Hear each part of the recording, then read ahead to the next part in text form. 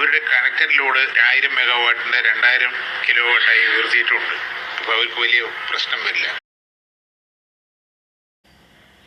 സാധാരണക്കാരനെ ബാധിച്ചിട്ടില്ല. അത് 40 യൂണിറ്റ് വരെയുള്ളവർക്ക് ദാരിദ്ര്യരേഖയ്ക്ക് താഴെയുള്ള ഉപഭോക്താക്കളും താരിഫ് വർധനയില്ല. ഏകദേശം 32,000 ഉപഭോക്താക്കൾ ഈ ആനുകൂല്യം നേടുന്നുണ്ട്. അവർക്ക് വർധനവില്ല.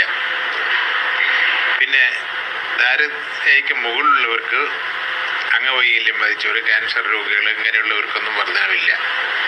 അവരുടെ കണക്റ്റഡ് ലോഡ് 1000 മെഗാവാട്ടിൻ്റെ 2000 കിലോ വാട്ടായി ഉയർത്തിയിട്ടുണ്ട്.